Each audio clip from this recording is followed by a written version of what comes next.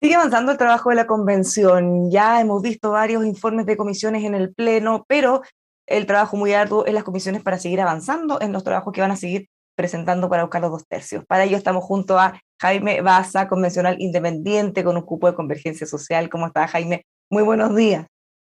Hola Bárbara, buenos días, ¿cómo estás? Muchas gracias por el contacto. Bueno, muy brevemente, por el tema que ha afectado de alguna manera o no a la convención en las últimas horas, Convencional Rojas Vade había anunciado que iba a volver ayer, finalmente no lo hizo. ¿Cómo lo vieron ustedes y qué esperan que pase en eso? Mira, menos mal que recapacitó. Yo creo que Rodrigo le ha hecho muchísimo daño a la Convención Constitucional porque ha afectado muy radicalmente nuestro trabajo, incluso se ha cuestionado la credibilidad incluso de la propia Convención. Me parece que su anuncio del día de ayer o antes de ayer fue muy desafortunado y me alegro que haya recapacitado y que ponga los intereses del pueblo de Chile por sobre sus intereses particulares. Bueno, de todos en realidad empezaron a buscar, a hacer conjeturas. ¿Por qué en este momento? Algunos decían que podía ser una operación política, incluso desde un extremo. Otros planteaban que el objetivo finalmente era buscar y presionar por un reemplazo, en el fondo, para no perder ese voto. ¿Puede haber algo de eso o ya es un tema que está prácticamente zanjado? No, yo creo que algo de eso hay. Él mismo lo señala en una de sus primeras intervenciones, ¿verdad? De que hay un proyecto político al que le falta un voto, señala él en su intervención. Probablemente esta performance tenga por finalidad efectivamente presionar al Senado para que haya un mecanismo de reemplazo, porque hay que recordar que sin perjuicio de lo que establece la Constitución en el inciso final del artículo 60, para efectos de renuncia, no hay que olvidar que el reglamento de la Convención Constitucional contiene una causal de renuncia que puede ser calificada por el Pleno. Si quisiera realmente renunciar, ese mecanismo está disponible. El punto es que probablemente ese sector político está haciendo conjeturas más bien en relación a los votos de los cuales disponen en el Pleno. Otra cosa muy breve, a propósito de estas jornadas eternas de trabajo que han tenido, se han planteado cambios, de hecho se aprobaron recientemente algunos cambios para generar más eficiencia en el trabajo. ¿Por dónde van más o menos? ¿En qué consiste lo que se aprobó? Bueno, ayer efectivamente se aprobaron en el Pleno algunas modificaciones menores pero importantes sobre el uso de la palabra en el Pleno para la deliberación en general y en particular, y para hacer una distinción, ¿verdad?, de la forma en la que se vota en general y en particular cuando se trata del primer informe de la comisión y respecto de cuando se trata de los informes de reemplazo. Era un poco Esos cambios, redundante, ¿o no? Votar en particular, o sea, votar uno a uno en general y después en particular, porque era lo mismo artículo. exactamente, exactamente. Lo que pasa es que ahí, producto de las historias de la constituyente, ¿verdad? Y todo lo que ha pasado en estos meses, la discusión en general se ha asimilado demasiado a la discusión en particular. Entonces se genera la distorsión de que votamos artículo por artículo, uno por uno, en general, y luego en particular una vez más, cuando lo que debiera ocurrir, lo que debiera haber ocurrido desde un principio, es que la discusión en general es la aprobación de la propuesta como un paquete, y luego de aprobada se entra al detalle, ¿verdad?, y a la discusión pormenorizada de cada uno de los artículos e incisos que componen esa propuesta.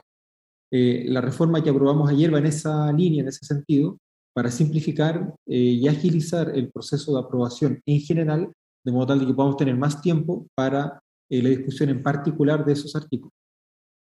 O sea, que esto podría generarle un ahorro de tiempo considerable porque en los primeros días que veíamos esto se hace muy, muy largo y todavía tiene muchos informes por seguir aprobando. Vámonos a su comisión, que fue de las que estamos mirando con mucha ansiedad qué va a ocurrir. Nuevos cambios. Se había anunciado hace pocos días un acuerdo, si bien en un inicio habían aprobado que tengamos un Congreso unicameral. Después de ver lo que ocurrió en el Pleno, en todas las otras votaciones, se genera un cambio, hicieron un acuerdo para un bicameralismo asimétrico. Pero ahora hemos visto nuevos cambios. Cuéntenos un poco en qué va eso. Bueno, efectivamente, mientras no esté, esto es como el tenis, ¿ah? Mientras no se juegue el último punto, esto no va a terminar. Y mientras no esté dicha la última palabra, por el Pleno, en la votación en particular, por dos tercios, para lo cual en nuestra comisión al menos falta mucho, mientras no esté dicha la última palabra, es difícil sacar conclusiones apresuradas. Yo creo que ayer vimos materializarse una cuestión que hemos estado sintiendo en el aire en las últimas semanas, que es la presión de los poderes fácticos la presión de los poderes constituidos, ¿verdad?, sobre los constituyentes, especialmente aquellos que vienen de partidos políticos que han ejercido tradicionalmente el poder político en el país. Ayer efectivamente hubo un par de votaciones un poco extrañas, que se salieron no solamente de los márgenes normales de la tramitación de la generación de la norma, sino que se salieron también del acuerdo transversal que teníamos entre distintos colectivos. A Y esto eso se nos refiere preocupa porque en el fondo los bastante. 2 tercios se fueron corriendo hacia el otro lado, se aprobaron indicaciones de la UDI incluso. Claro, es que es una situación compleja, porque efectivamente la correlación de votos dentro de la comisión antes era 13-12 en favor de lo unicameral. Lo que sabíamos siempre fue una mayoría más bien débil e inestable, porque no tiene un correlato en el Pleno. Pero hoy día esa votación, según lo que vimos ayer, es de 14 votos en favor de lo bicameral y de 11 votos en lo unicameral. Pero esos 2 votos que se dieron vuelta eh, no tienen impacto significativo en el Pleno, ¿verdad? Y el trabajo que hemos estado haciendo estas últimas semanas, que fue un trabajo muy intenso, que nos quedamos preparando indicaciones y teniendo reuniones de trabajo hasta bien pasada la medianoche, tenía por objeto precisamente llegar al Pleno con un informe que pudiera tener los 2 tercios de apoyo. Y lo que pasó ayer yo creo que pone en duda ese trabajo, precisamente porque al desalinearse algunos integrantes de ese acuerdo, se pone en duda la estabilidad del acuerdo completo. Yo esperaría ver en el día de hoy, que hoy día vamos a hacer con votaciones, probablemente también viernes, sábado, lunes, yo esperaría que en las votaciones del día de hoy se viera reflejado el compromiso que esas bancadas, que esos colectivos trabajaron de manera transversal para poder llegar al Pleno con un informe que tenga efectivamente 2 tercios, porque si no el informe va a rebotar y esta conversación vamos a tener que volverla a tener, ¿verdad?, en un par de semanas más, Bárbara. Para que quienes lo estén viendo, ya y que les quede muy claro, pareciera, y ahí usted me corrige, hay consenso en que vamos a terminar con 2 cámaras o 2 órganos en paralelo, ¿cierto? Y quizás las principales dudas están entonces en cuáles van a ser las atribuciones de cada una de ellos. Algunos decían que la fórmula del acuerdo que ustedes habían llegado ampliamente, más que nada era un unicameralismo medio encubierto, porque finalmente todas las atribuciones más relevantes las tenía el Congreso Plurinacional, mientras que la segunda, el Consejo Territorial, era casi un adorno. Entonces, han planteado que es necesario ponerle más garras o más dientes a esa otra. Y eso es justamente lo que se avanzó ayer un poco. ¿Está ahí el meollo del asunto? Claro, ¿Cuánto quienes pesa más, las dos y cuánto contrapeso se hacen?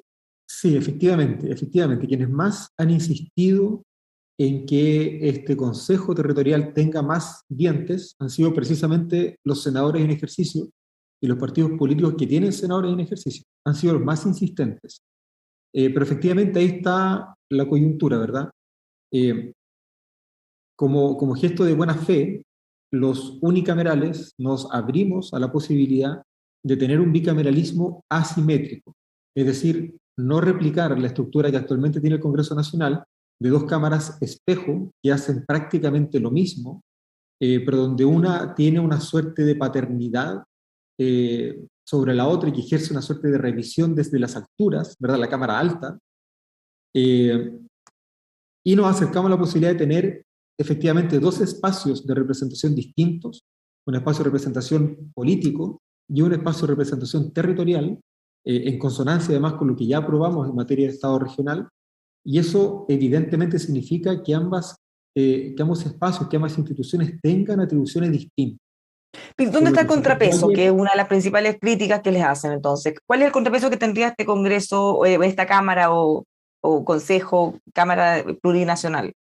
Bueno, contrapesos van a tener muchos. Por lo pronto, acordémonos que en el sistema de gobierno se aprobó un modelo presidencial, ¿verdad? Esto no es una discusión en un contexto parlamentario, es una discusión en un modelo presidencial. Por lo tanto, el principal contrapeso del Congreso Plurinacional va a ser el Poder Ejecutivo, que tiene un presidente de la República elegido en dupla paritaria con una vicepresidencia, ¿verdad? Y que además incorpora la figura del ministro de Gobierno como un espacio constitucional de articulación entre los poderes legislativos, pero además con una responsabilidad importante en la implementación y ejecución del programa de gobierno. Pero junto con ¿Esa un primer fórmula, o esa combinación, perdón, ya está perdón, firme para o terminar con el todavía? tema, para terminar con el tema de los contrapesos, porque esto igual es importante. Pero junto con el contrapeso que significa el poder ejecutivo frente al poder legislativo, no podemos olvidar el poder que le estamos transfiriendo a las regiones. Aquí hay un cúmulo de atribuciones que van a significar una distribución de poder político distinta en clave territorial, y eso por sí solo también va a ser un contrapeso importante al Congreso Plurinacional.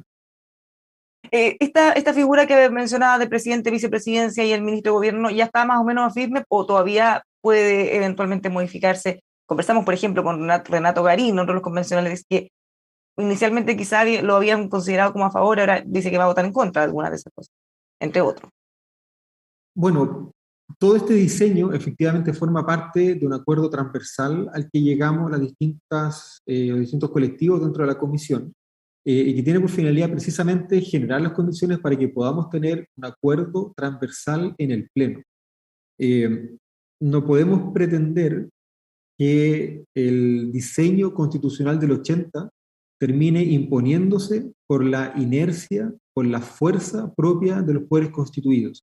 Nosotros entendemos que las y los constituyentes están sometidos a muchas presiones, presiones que vienen de fuera, de los poderes fácticos, de los partidos políticos, del Congreso Nacional propiamente tal. Pero también sabemos que tenemos un mandato popular para contribuir a solucionar la crisis de representación en la que se encuentra el país. No podemos olvidar que estamos hablando de los órganos de representación popular con más baja aprobación y con más bajo reconocimiento, ¿verdad?, y confianza por parte de la ciudadanía. Estamos tratando de cambiar precisamente lo peor que tiene el sistema político en Chile, que son sus cámaras. Entonces, seguir empujando la idea de que no hay nada que cambiar y seguir entregándose, seguir rindiéndose en definitiva a la fuerza de la inercia para mantener el presidencialismo con apoyo de la extrema derecha y rendirse a la fuerza de la inercia para mantener el régimen bicameral con el apoyo precisamente de los poderes que están representados en el Senado, nos parece que es un grave error y es una rendición prácticamente incondicional, ¿verdad?, frente al mandato que hemos recibido del pueblo. Yo creo que no estamos en condiciones de mantener la estructura de poder institucional de la Constitución del 80, precisamente porque hemos sido elegidos para cambiarla.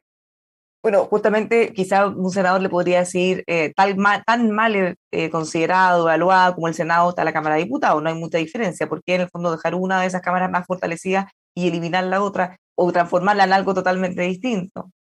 Bueno, yo creo que tiene toda la razón, ¿verdad? Ambas cámaras hoy día están absolutamente desprestigiadas y lo que estamos haciendo en la comisión número 1 es cambiarlas ambas. El Congreso Plurinacional no tiene nada que ver con la actual Cámara de Diputados y Diputadas. Es un Congreso paritario, con escaños reservados para pueblos originarios, con mayor representación política, mayor, no menor, y además con más integrantes, con un tipo de atribuciones distintas que tiene encima suyo o al lado no solamente a un presidente y vicepresidente, sino que además un ministro de gobierno, y, insisto, con mecanismos de no solamente redistribución del poder territorial, sino también de redistribución del poder en clave ciudadana. No nos olvidemos que estamos incorporando iniciativa popular de ley. La iniciativa popular de ley va a transformar la forma en la que se redactan las leyes en este país. Y no podemos creer que hablar de Congreso Plurinacional y de Cámara de Diputados es simplemente un cambio de nombre. Aquí la transformación es estructural, es tanto al Senado como a la Cámara, porque ambos espacios hoy día están atravesando por una crisis de legitimidad y confianza que no podemos desconocer. Jaime, a propósito de ya tengamos estados plurinacionales, el Congreso plurinacional, la necesidad también de los escaños reservados, entre muchas otras cosas, se ha ido instalando en al menos una parte de la opinión pública que se puede correr el riesgo de pasar el péndulo de un extremo al otro, de invisibilizar a los pueblos originarios totalmente, hasta darles una preeminencia quizá no razonable o exagerada, pasando casi a tener una constitución indígena. ¿Cómo ven ustedes eso? Si uno mira los artículos, todo lo que se aprueba, en general, siempre hay un foco o en un paralelo o un artículo especial. Podríamos nombrar varias de las cosas que se están mencionando, incluso en los sistemas de justicia, uno especial para ellos, por ejemplo. El tener que pedirle ya no una consulta, sino que un consentimiento a los pueblos originarios para desarrollar cualquier tipo de proyecto, que el derecho de propiedad para ellos tenga también una valoración y un cuidado y un resguardo especial superior al de los demás. ¿Se corre ese riesgo? ¿Cómo lo están viendo ustedes desde adentro? Mira, en primer lugar, yo creo que aquí hay un punto que yo creo que es importante reconocer y que hay que poner sobre la mesa. Chile ya es un país plurinacional. Ese es un hecho.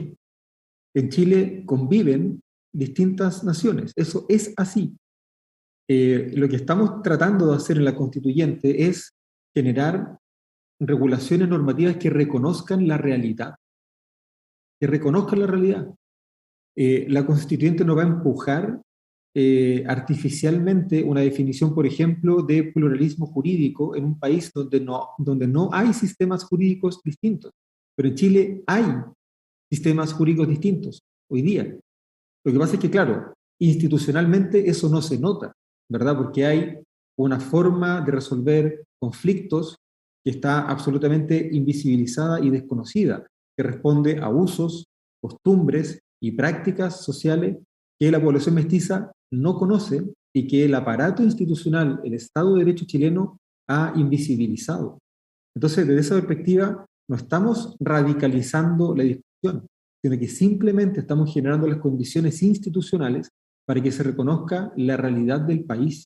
El país es un país plural y yo creo que es muy importante que avancemos en el reconocimiento de todos aquellos sectores, de todos aquellos sujetos políticos que viven en condiciones de subalternidad, precisamente para poder generar las condiciones de una mayor igualdad ante la ley y de una efectiva inclusión en las dinámicas políticas y sociales en condiciones de igualdad. Pero justamente desde algunos sectores dicen que se estarían rompiendo con los principios de igualdad ante la ley, porque ellos en este caso tendrían tribunales de justicia especiales, tendrían derechos, garantías distintas, y tendrían la posibilidad de consentir, por ejemplo, si se van a hacer o no algunos proyectos, tendrían derecho a recuperar algunas tierras que, claro, si uno después va viendo cuáles podrían ser o no, eso también van a ser discusiones muy profundas, y se está generando una sensación de decir, bueno, ya no vamos a ser tan iguales. O sea, de hecho, uno lo veía en las cartas, en las redes sociales, en las cartas a los diarios. Una persona hace unos días decía, ¿dónde se puede conseguir la nacionalidad del pueblo originario? Porque está quedando una sensación de que se le está dando un excesivo protagonismo, que no se condice con el porcentaje que ellos representan en la sociedad. Más allá que sea o no así, es algo que se está generando y que de alguna manera quizás es bueno hacerse cargo. Sí, yo entiendo que es una sensación ambiente que está en el aire, pero que probablemente se debe a que estamos discutiendo participación política en clave plurinacional antes de que hayamos discutido participación política en clave, digamos, mestiza o nacional. Y esto lo digo porque estamos discutiendo reglas y derechos de participación política en clave regional, en clave local, que van a empoderar a la ciudadanía de una manera mucho más eficaz en la protección de sus derechos, ¿verdad? Y en la protección especialmente de los espacios, territorios, ciudades, de espacios mundo rural en los cuales viven. Entonces, estas atribuciones, por ejemplo, estos derechos eh, que los pueblos originarios tienen desde el año 89, como consecuencia del convenio 169 de la OIT, estamos un poquito atrasados, estamos un poquito desfasados en las discusiones en este país. Desde el año 89 los pueblos originarios tienen estos derechos.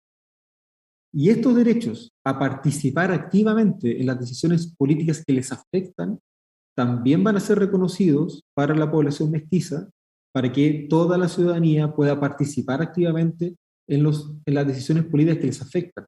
Ahí está, por ejemplo, el artículo 16, aprobado desde forma de Estado, ¿verdad?, que aterriza el proceso de toma de decisiones a los espacios más cercanos a la ciudadanía. Están las propuestas de fortalecimiento de los gobiernos locales, está los instrumentos de participación y democracia participativa que estamos viendo en clave, por ejemplo, iniciativa popular de ley, ¿verdad? Defensoría del pueblo, acciones populares para la protección de los derechos fundamentales. Entonces, lo que quiero decir con esto es que efectivamente se ha instalado una idea de que los pueblos originarios estarían teniendo muchos más derechos de los que podría tener el 5% restante de la población, pero primero eso no es efectivo, porque estamos hablando de derechos que los pueblos originarios ya tienen desde el año 89, pero además no es efectivo porque hay un catálogo muy importante de derechos de participación ciudadana que se están discutiendo en la Comisión número 4 de Derechos Fundamentales, que se están discutiendo también en la Comisión número 2 sobre principios y ciudadanía, y que muy prontamente van a llegar al Pleno y que de alguna manera van a permitir equiparar y equilibrar esa sensación. Entonces, para que quienes nos estén viendo quizás tengan un poco más de tranquilidad, también entendemos que estamos en etapas previas, las comisiones, los mismos pueblos originarios están solicitando cosas que eventualmente después puedan morigerarse, pero respetando estos derechos que ustedes ya tienen, por ejemplo, en el convenio 169, eso incluye la consulta, no el consentimiento expreso de ellos, la autorización para poder hacer cualquier tipo de proyecto. Esas cosas deberían ir bajando o cayéndose entonces en las discusiones que vengan. Bueno, primero yo creo que es importante tener presente que en el derecho internacional rige el principio de no regresividad en materia de reconocimiento y protección de los derechos fundamentales. Desde esa perspectiva, podríamos perfectamente bien avanzar en el reconocimiento y protección de ciertos derechos o mantenernos dentro del estándar internacional, pero lo que no podemos hacer es retroceder. Ya, actualmente no tienen el derecho a decidir qué proyectos se hacen y qué no. Ellos pueden incidir en una consulta. No se necesita, no es fundamental su consentimiento expreso. Es que le pregunto a todo esto porque tiene preocupado a mucha gente, porque si vamos a depender de eso para desarrollar cualquier tipo de proyecto, muchos dirán, bueno, entonces no se va a poder hacer nada. Claro, es que yo creo que es importante transmitirle a la gente, ¿verdad? No caer en esas caricaturas, porque los espacios dentro de los cuales estos derechos a la autodeterminación se pueden ejercer por parte de los pueblos originarios están bastante acotados, ¿verdad?, dentro del catálogo de normas que han sido aprobadas.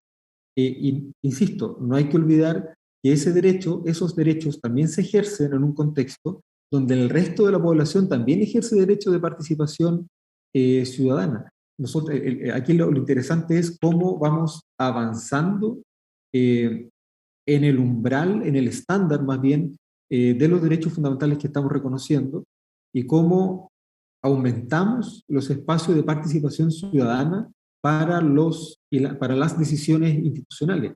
El problema es que aquí estamos acostumbradas a que las decisiones políticas realmente importantes se toman en Las Condes de Vitacura y Lo Barnechea. Y lo que está transmitiendo la élite es el temor a compartir los espacios de decisión, no solamente con los pueblos originarios, con toda la población. Por eso la resistencia al Estado regional, por eso la resistencia a darle más atribuciones a las comunas, por eso la resistencia, ¿verdad?, a aumentar los derechos de participación y por eso la resistencia a soltar el Senado, que ha sido uno de los grandes espacios, ¿verdad?, revisores de lo que efectivamente puede hacer la voluntad popular. Jaime, muchísimas gracias. Nos quedan tantos temas fuera, así que esperamos que vuelva pronto. Bueno, muchas gracias, Bárbara, por la invitación. Aquí estaremos disponibles para seguir conversando. Muchas Ya, gracias. probablemente varias cosas que conversamos van a haber cambiado para la próxima, así que vamos a estar muy atentos. Muchas gracias. Gracias. Ya, pues los dejamos invitados a seguir junto a nosotros todas las discusiones desde la convención aquí en emol.com.